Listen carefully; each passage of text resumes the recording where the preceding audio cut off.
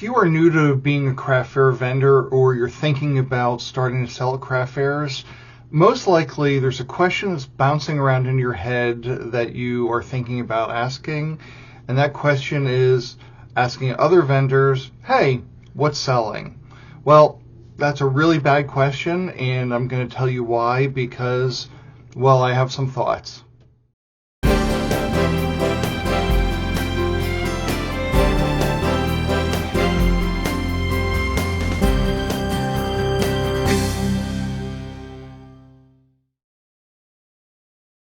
Hey everybody, Bill here from the Craft Fair Insider, and I've been selling both at in-person craft fairs and online since around 2016, so I have a bit of experience with both sides of that, and this channel is about sharing that information with you.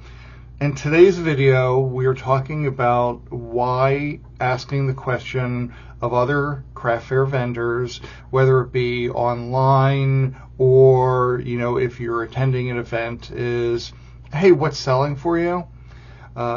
Because you are probably, maybe I'm going to use the word insecure about your own product ideas. You perhaps don't want to invest a lot of money in making things that don't sell, so you're kind of looking for, I guess I classify it as a shortcut to success.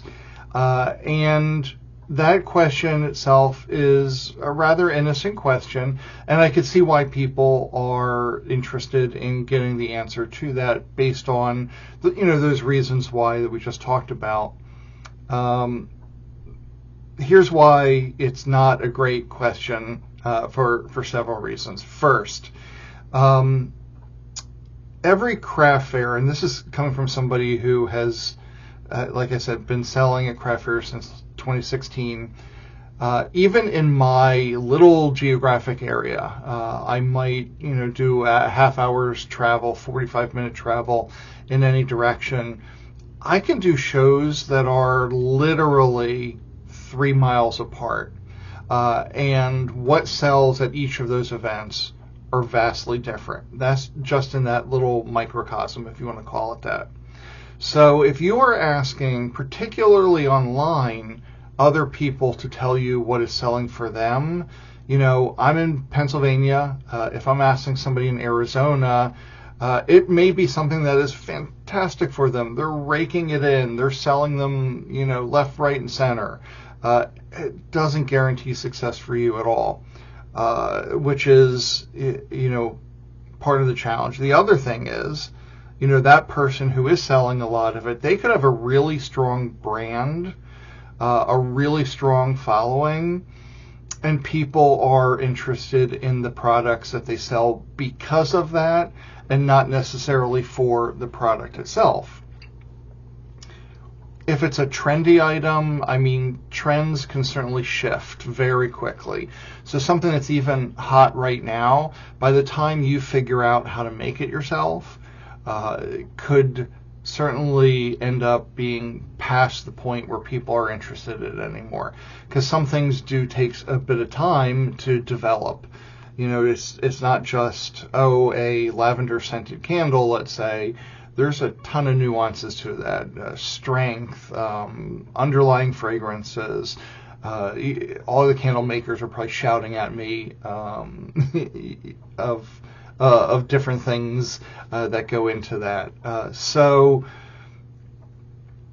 it's really important, that you not take those advice. Like I said, people may go to that particular craft fair vendor from a long history. And I don't want to say that they're going to buy anything that they sell, but they're more likely to because they know and trust the brand, they want to support the person, and it aligns maybe with an overall theme for that particular tent. Which kind of takes us to, okay, so if I'm not going to ask the question, what sells for you, what do I do? How do I figure out what to sell? It's a bit complicated, but here's some sort of Reader's Digest versions of it. What you should focus on is developing your own style, niche, and story. I'm going to go back to the candle seller for a second.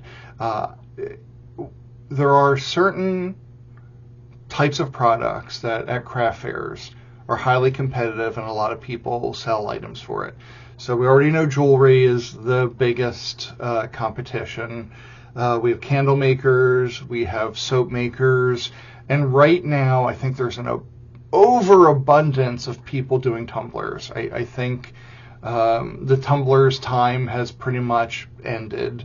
Maybe there are some people that still do well if it's super customized, but I think those days are short-lived. In the candle space, though, there's not a ton of varying fragrances for the most part. What you can find with a lot of people maybe are also somewhat commercially available. I did a craft fair last fall, and it was a guy at a table, and he had I'm going to call them masculine fragrances. So he had a very industrial look to the candle table. That set him apart from other people.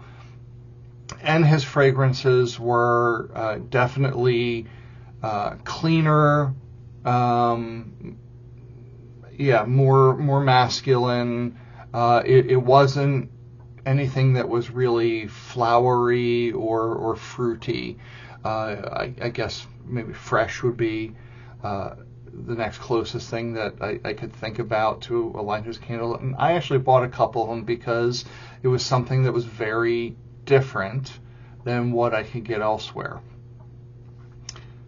It's also important that you make products that you actually care about. People, when shopping and they're talking to you, can certainly feel your connection to your products, and that gets them even more connected to your products.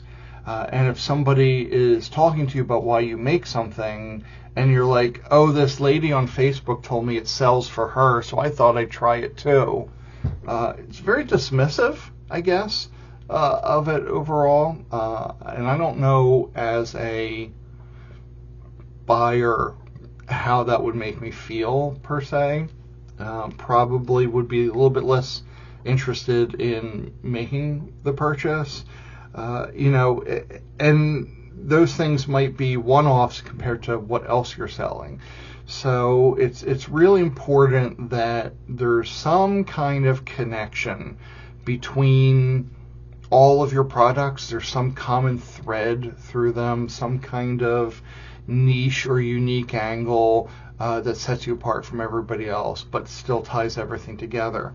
There are a lot of Facebook groups for craft fair vendors, and I see it all the time where people are posting pictures of their booth setups.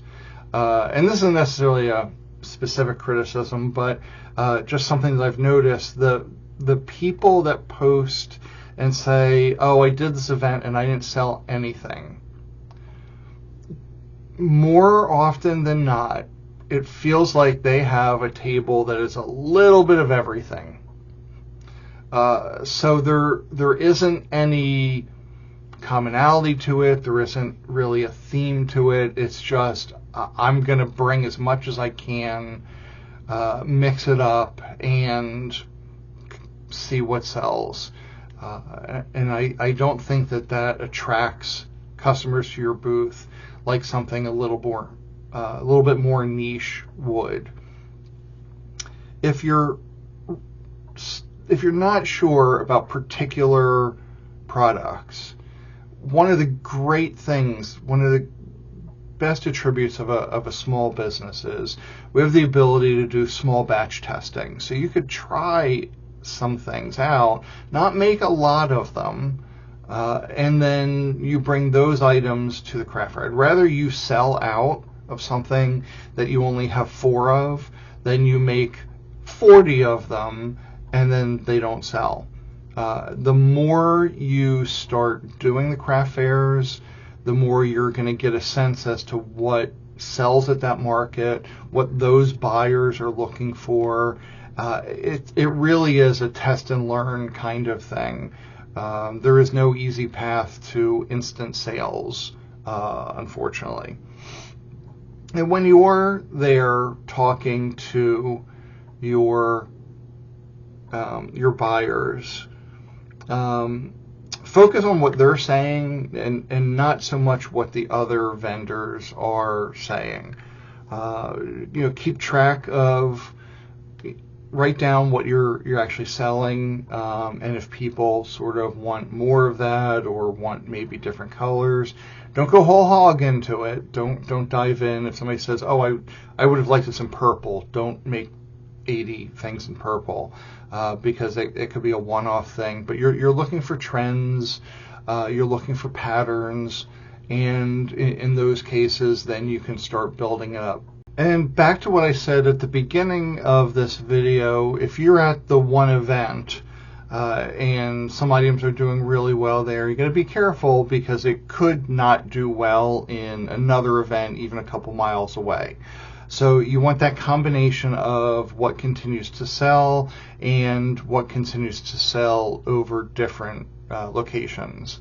And in time, you're going to certainly be able to tell and judge what sells at what market. So the things that don't sell first time, take to your second, your third, your fourth market, because maybe you'll find the buyers there. As long as you keep your batches small to start with, and kind of go from there. Really, what you're doing is, if you've ever watched Shark Tank, any time that they have a business owner who comes on and is very early in the sales process, maybe they have a Kickstarter and they haven't actually delivered products yet. There's not a lot of information about whether or not those items, from a long-term perspective, are good or not. You don't know if you have people writing in complaining because something doesn't work, or maybe you start getting returns from the items because it was a product that somebody really doesn't want. You don't have any of that information. So I think I keep saying this, but getting feedback from people, getting customers that you see a second or third time is really important, because that'll build your confidence, and then you could start expanding and iterating and doing variations of things that start catching on. That's really how to be successful at craft fairs, is having that very unique separation. And then once you get your niche figured out, then you start expanding out from there, and you then hopefully will start gaining much more of a following. People will look for your events and will come out to see you to see what else you have.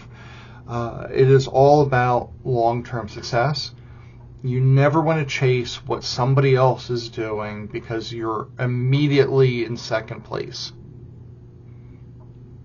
That's how I look at asking what sells for other people, instead of coming up with something yourself. And just trust in your creativity, trust in your process, trust in what makes you happy to make.